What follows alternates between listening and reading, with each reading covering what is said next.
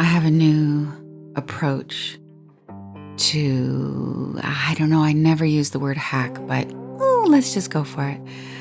You want to know an intimacy hack? The fastest way to get to know people and fall in love with absolutely everyone?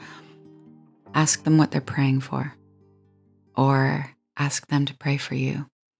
Story number 1, taking prayer requests. So I was heading to Egypt to do a spiritual pilgrimage. By the way, I'm going to be taking a group there again in September 2026. If you email support@daniellelaporte.com, we'll get you information. Anyway, I was heading to Egypt and I wanted to maximize the light opportunity. I'm also always keen on burning some karma when I can, and I love love. So I texted my friends, 12 people to be exact, a real range. It wasn't like my obvious homies. There were some people in there that were just like kind of new friends for me. And I asked them if they wanted me to take a prayer of theirs into the temples. Like, how cool was that? I thought it was pretty cool. So did they. So this is what I texted to them.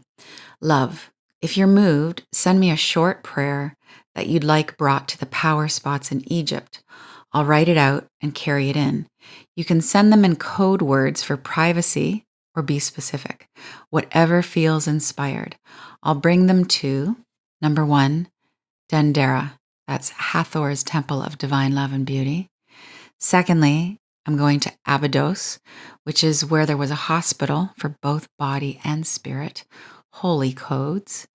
And number 3, I'm going to the King's Chamber in Giza, Pyramid of Giza, which is a mega activator. With light downpours and love, D, always an XO. So this is what happened.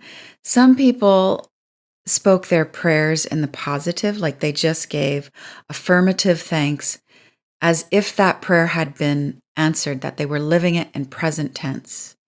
And I thought, these are the professional manifestors, and I love them. My friend Karis sent me a very specific numbered list. I love that. Some people asked me to create a prayer for them because they felt lost. This wasn't their first language, and I love them for that. My sister Sabiha sent me her prayer in Sanskrit because she's boss. Glynis's prayer began like this. Divine beloved, I am your divine daughter. Divine beloved, I am your divine daughter. Oh my God. Now I refer to myself as life's divine daughter all the time. What comfort that gives me. There was a friend who had a terrible crisis at that time in her family, and her invocation was the epitome of mother strength. It could have healed a nation. I was honored to take that prayer in. I was honored to take all of them in. Another friend, whom I've actually never met in person, sent such an intimate prayer about longing for her beloved that I knew we were going to be friends forever. My friend Donald wrote an essay prayer. Now, I love Donald, but I was a bit pissed off because I had to transcribe all these prayers. And specifically, I got that prayer from Donald this morning where we were on the bus on our way to the temple, and I did it. I wrote out all those prayers. So I wrote them out in my journal, and then I tore the prayers into their small little sections so that I could fold them all up and then put all of them in my bra because I need more. I need to be packing more. And I carried those prayers in my bra, temple to temple.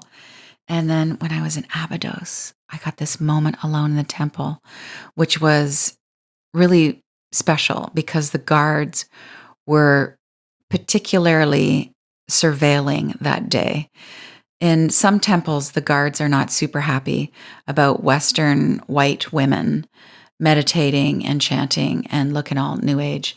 But they left me alone, which was my prayer answered.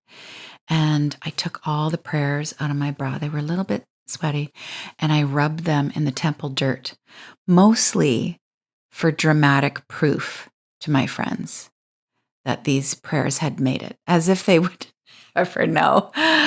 But I knew that my intention was that whenever I would see one of those friends, I would give them their prayer and they would know how holy and enlightened I am. Some of those prayers have been answered. Amen.